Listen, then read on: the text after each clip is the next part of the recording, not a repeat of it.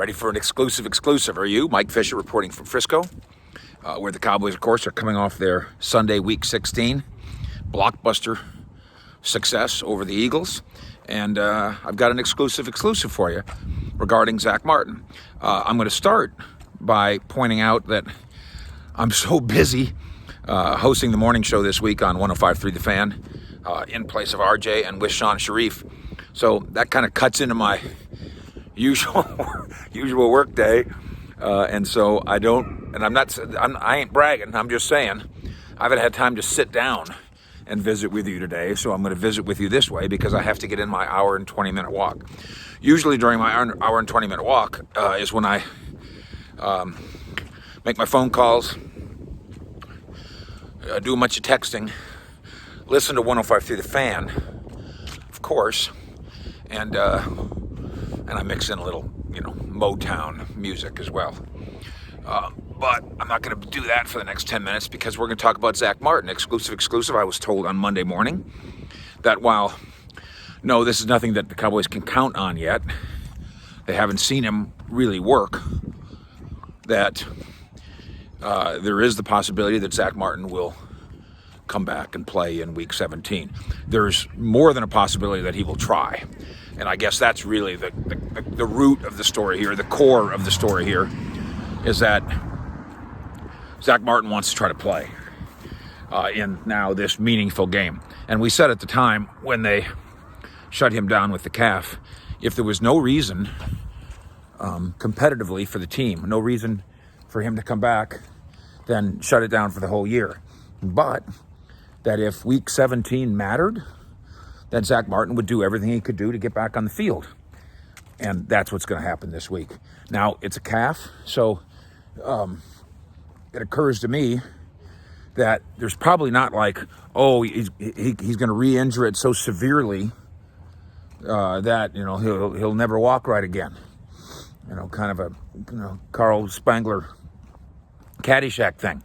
But I don't think that's the case. So it just might be a matter of, just how bad is it? Can he walk around okay? Can he move? I said to our man Brian Broaddus on 105.3 The Fan that if we're not talking about a risk of further serious injury, because if that's the case, the Cowboys training staff will not put him on the field, no matter what he wants. If there's a risk, he will not play. A risk of further serious injury that impacts him, into the offseason and into his life, that he will not play, no matter what he wants. But that if it's a matter of pain threshold,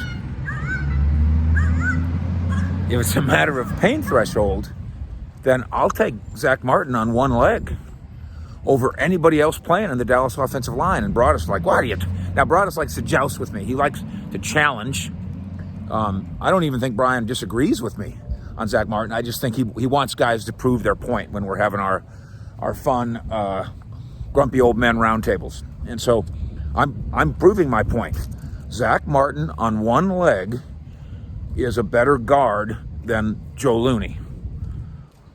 And that's who had to finish at guard on Sunday because Connor Williams was lost. Zack Martin on one leg is better than Connor Williams at guard. Zack Martin on one leg is better than Connor McGovern at guard. I don't think that's debatable. I don't think that's disputable. Just like, and I made this point, just like in Washington, where they've released Dwayne Haskins, and what a nightmare that was for all involved. Dwayne Haskins, who behaved over the course of his year and a half in Washington, like he's a 12-year-old who likes to go to strip clubs, but a 12-year-old nevertheless. But it's the same thing there. Had Alex Smith been able to move functionally, even though he's got a calf problem too. Practice on Friday, had a setback in Washington before their critical game against Carolina. And then he had a little tug, which means a big tug in his calf on Saturday, and they decided no. I bet you Alex Smith right now, because they lost that game, and one of the reasons they lost is because they couldn't move the football because Haskins threw 2 interceptions and just played horribly. I bet you Alex Smith right now is saying, I should have played. I should have played on one leg. I could have played the whole game and just been a guy who hands the ball off, and we would have had a better chance to win, as the score for the bulk of that game was really 20-6. They end up losing 20-13. And I say the same thing here about Zack Martin. Is Zack Martin standing on the sidelines with a ball cap, watching the Cowboys lose by 3 or by 1 or by 6, it will occur to him, I could have helped us score 1 more point, 3 more points, 6 more points.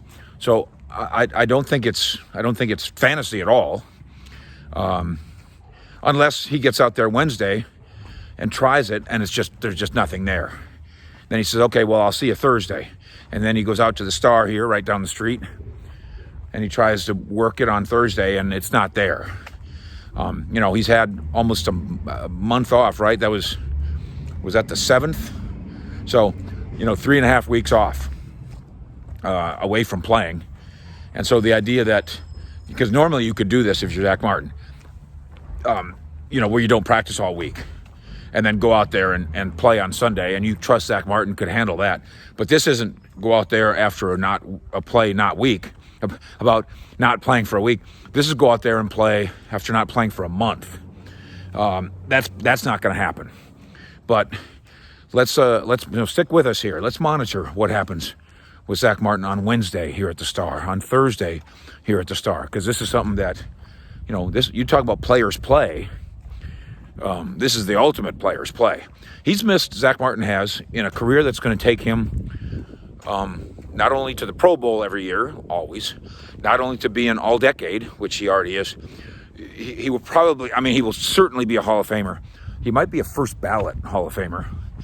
And one of the reasons is not only does he play at a high level, but he always plays. He's missed 3 games in his NFL life. 3. If he can help it, he will do his best not to miss this one.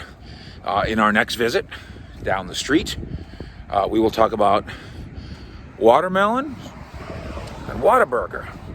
And there's a story to be told there, and it's really fun since the Cowboys won. Here's the funny thing about all the silly, funny, cool, motivational stories that happen inside a football team. You only hear about them when the team wins. There is nothing funny about smashing watermelons and then going out and losing the next day. The story never gets told if you lose the next day, basically. I don't know when the Fox broadcast brought up the watermelons with the candy inside of them. Gross, by the way. I don't know what the score was. I wonder if maybe you can tell me in the comments. Did they bring that up only after it was clear that the Cowboys were going to win? Because I could imagine McCarthy or somebody saying, listen, here's my watermelon story for this week. I'll let you tell the watermelon story. I'll tell it to you, and then you can tell the watermelon story. But only tell it if we're going to win. Don't go on national TV and say, Mike McCarthy tried to motivate his team by having the captains, Tyrone Crawford, who might be retiring, and Amari Cooper, one of the 3 receivers who was, except for he had a drop in the end zone, but otherwise, they put up big numbers. A pretty big day for a group that, at the beginning of the season, the stuff that dreams were made of, we're going to have 3,000-yard wide receivers. That didn't quite happen. We'll have to go back and look at the numbers. How close are they now, though, after that big day?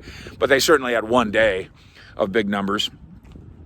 And, hey, you can tell all our zany stories about our Whataburgers and our watermelons, but only if we win, because we're going to look really stupid if we're telling stories about watermelons and Whataburgers, about how it all motivates us, and then we go out and lose the game. So please don't make me look stupid. We'll tell that tale coming up in a little bit. Thank you for subscribing to what we do here. It was especially rewarding, frankly. I just glanced down. I haven't seen the full numbers yet, but we did a fish for breakfast. Delicious. Fish for breakfast deal on Monday morning. What time did I put that up? I went into the studio. That must have been 4:30 in the morning or whatever. And y'all are watching it. 4:30 in the morning. So that's pretty cool. We will continue this visit with you in a little bit. We'll talk about Whataburgers and watermelons. Tell your friends where to get the straight dope on stuff like, scoops, like Zack Martin. hoping, wishing, trying to play in Week 17 against the Giants. Tell your friends. Thanks for hanging out. Fish out.